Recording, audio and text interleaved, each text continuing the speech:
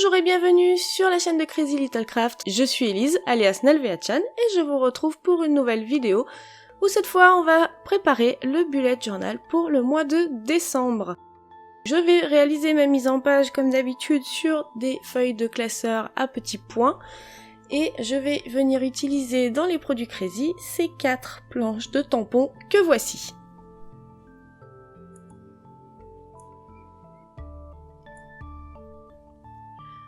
Je commence par placer mon titre, entre guillemets, mon mois sur ma première page. Pour cela, j'ai repéré un petit rectangle au centre de ma page. Alors surtout le centre en largeur, parce que je me suis pas trop occupée de la hauteur, je vous avoue. Et je viens décomposer mon mot en 3 lignes, c'est-à-dire que je n'ai pas choisi d'écrire le mois décembre d'affilée, mais de décomposer en 3 lignes de lettres. Nous avons donc une première ligne avec les 3 premières lettres, une deuxième ligne avec les 2 lettres suivantes et une troisième ligne avec les 3 dernières lettres du mot. Pour la typo utilisée, c'est un peu freestyle comme d'hab, mais c'est quelque chose d'assez simple puisqu'il s'agit plus ou moins de capitales avec un empattement sur au moins une verticale par lettre. Donc je repasse après avoir dessiné mon mot en crayon, je repasse avec un stylo noir et je commence en faisant toutes les verticales et ensuite je viens réaliser toutes les autres lignes, qu'elles soient courbes, droites, horizontales ou en biais. Une fois que j'ai fait mon retraçage en noir, je ne sais pas si ça se dit, je viens remplir ces empattements. Alors dans un premier temps je fais des hachures, et puis je décide de ne pas faire des hachures partout, donc j'en ai fait sur la première et la dernière ligne uniquement. Je vais quand même venir m'occuper de l'intérieur de mes 2 lettres au centre, mais avant je pense à gommer les traits au crayon, parce qu'après je risque d'avoir un peu du mal. Et pour mes 2 lettres centrales, eh bien je viens tout simplement mettre de la couleur. Dans une chute de papier de masquage, je viens repérer alors l'encombrement de mon mot et je viens découper un rectangle qui va reprendre les dimensions de ce mot avec plus ou moins quelques millimètres de chaque côté pour réaliser un masque rectangulaire qui va venir couvrir mon titre du mois. Je vais m'aider de ma Misty afin de bien centrer parce que ce n'est pas forcément évident de le faire à l'œil, alors quand vous pouvez même pas mettre l'œil au-dessus de votre page, c'est encore plus compliqué, hein. Ce sont les aléas de la vidéo. Du coup, c'est pour ça que les planches à tamponner sont vraiment très pratiques dans ce genre de cas. Alors donc je viens réaliser un tamponnage avec la planche de tamponnage Misty et de l'encre grise. Donc pour celui-ci j'ai utilisé de l'encre Versafine claire. Je tamponne et en une seule fois, eh bien le tampon est parfait. Je n'ai pas besoin de réitérer. Comme on le voit, le masque a joué son rôle. Je vais donc maintenant retirer ce masque parce que je n'en ai plus besoin. Et mon titre du mois est parfaitement bien protégé. Mais comme vous pouvez le voir, il ressort pas beaucoup. Du coup, je viens réaliser un cadre à main levée, toujours avec mon stylo noir. Et je vais venir mettre une petite ombre portée avec un feutre à pointe pinceau Faber-Castell. C'est un gris clair. Et là, tout de suite, il ressort mieux quand même, hein. On ne va pas laisser cette première page aussi tristounette non plus, je viens réaliser toujours à main levée des traits qui vont du coup prendre le rôle de câbles, fils, comme vous voulez, puisqu'on va venir réaliser des guirlandes lumineuses. Pour ma première guirlande lumineuse, je viens récupérer l'ampoule de taille moyenne sur la planche Préparer Noël, et avec de l'encre Versafine noire, parce qu'elle est bien noire, je viens tamponner une fois en haut, une fois en bas mon motif d'ampoule afin de créer ma guirlande. J'hésite pas à varier les orientations de l'ampoule pour avoir du dynamisme. Pour la guirlande lumineuse du bas, je vais réaliser cette fois mes tamponnages avec le motif le plus petit de la planche à tamponner. Je varie encore une fois l'orientation de mes ampoules en essayant de faire en haut, en bas, mais je prends aussi la liberté de faire 2 fois en haut, puisque le fil s'entortille, et bien on est censé perdre un peu cette régularité. Pour ce qui est de ces ampoules, pour la mise en couleur, je viens prendre une Distress Ink, c'est la Wild Honey, et un doigt mousse, et je viens simplement créer un halo lumineux autour de mes ampoules, sans pour autant être très précise, puisque le but c'est de créer cette ambiance lumière. Maintenant je passe à une autre sorte de guirlande entre guillemets, tout simplement je vais venir tamponner je suis venue tamponner des petits sucres de canne. Je viens les mettre en couleur avec un feutre rouge que j'ai sous la main. Celui-ci est aquarellable mais ça n'a aucune importance. Vous pouvez utiliser absolument ce que vous voulez comme feutre. Ça peut être un bic gel, ça peut être un bic tout court, ça peut être un feutre, ça peut être un crayon rouge. L'important c'était d'avoir du rouge. Le type n'a aucune importance. Je viens colorier une case sur 2 afin de représenter l'effet de torsade des sucres d'orge qui, alors, principalement, il me semble à l'origine, sont rouges et blancs, mais bien entendu, on peut varier parce que maintenant il en existe de plein de couleurs différentes. Et afin de donner cet effet guirlande aussi, je viens créer un fil toujours à main levée avec des petites boucles de nœuds afin de symboliser l'accroche au niveau des sucres d'orge. Quand on fait ce genre de suspension, plus qu'une guirlande à une suspension, l'important c'est d'essayer de garder, je dis bien essayer de garder au mieux, un fil droit, puisque nos sucres d'orge ici, ils ont un poids, donc ce poids va tirer sur le fil, et donc le fil ne va pas partir dans tous les sens, il est censé justement devenir raide et être parfaitement vertical. Ce qui n'est pas mon cas ici sur la page, mais bon, c'est pas grave, l'idée y est. Et ensuite, afin d'accentuer l'effet de flottement de mes petits sucres d'orge, j'ai appliqué une ombre toujours avec le même feutre gris clair de Faber-Castell. Comme vous le voyez, mon encre Versafine grise a traversé le papier. Je le savais et je m'y attendais, donc j'avais prévu le coup. J'avais fait ma présentation du mois sur une page vierge que j'avais prévu de contrecoller à la dernière page de mon mois de novembre que vous m'avez vu faire à l'instant. Et pour terminer les choses correctement, je viens colorier en noir tous les petits culots d'ampoule de mes guirlandes. Je passe maintenant à la suite, donc ma page suivante c'est une page calendrier. Je vais garder mon type d'écriture tout au long de cette présentation. Je vais donc réécrire le mot calendrier avec chaque lettre à peu près de même dimension en capitale avec un empattement.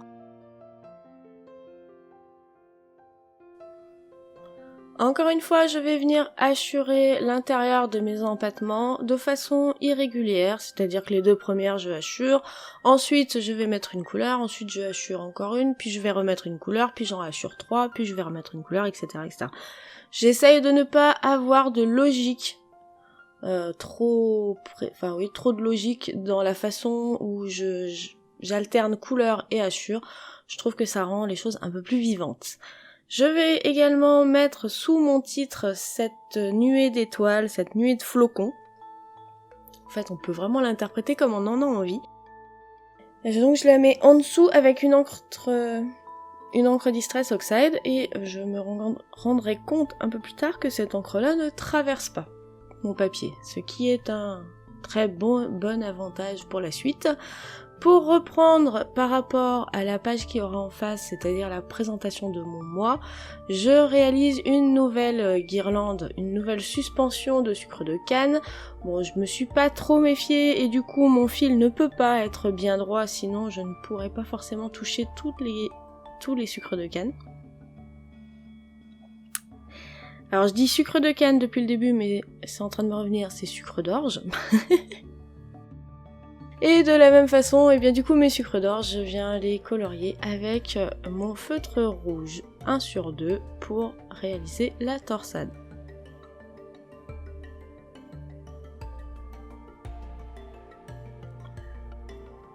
Je vais maintenant passer vraiment au calendrier puisque j'ai commencé à placer ma mise en page et tout simplement je viens écrire tous les nombres qui se suivent les uns en dessous des autres et à côté je vais faire correspondre au niveau des jours de la semaine. Nous sommes donc en décembre, nous serons donc en décembre et décembre, dernier mois de l'année, se fait en 31 jours. Je pense que c'est l'un des rares mois où on se souvient tous que c'est 31 jours. Ensuite, je vais venir cadrer un petit peu tout ça en réalisant un cadre à main levée, toujours en double trait afin de justifier quelques gribouillis et puis de rendre les choses un peu plus dynamiques. Ensuite, je viens surligner avec mon feutre Tombow les dimanches, ça m'aide à me repérer dans le calendrier afin de ne pas me perdre dans les semaines, dans les jours, au moins je repère chaque semaine différente au premier coup d'œil. Et parce que j'aime bien et parce que ça me sert, je viens rajouter le numéro des semaines. Et pour ça, j'écris le numéro tout bête et je viens faire un cercle en 2 ou 3 tours tout autour, toujours à main levée. Et maintenant que j'ai fait tout ça, je peux enfin poser tout ce qui est petite croix, petite hachure, petit zigouigoui sur tous mes traits à main levée. Vous avez pu le voir, j'ai rajouté également mon nombre porté sur mes sucres d'orge et sur mon cadre de calendrier.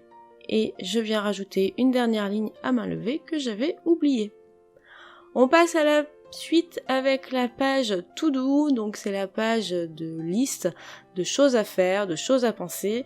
Et cette fois, je reprends un peu le principe de la page mensuelle, de la première page du mois, c'est-à-dire que je décompose mon titre sur la verticale et pas simplement écrit l'un à la suite de l'autre.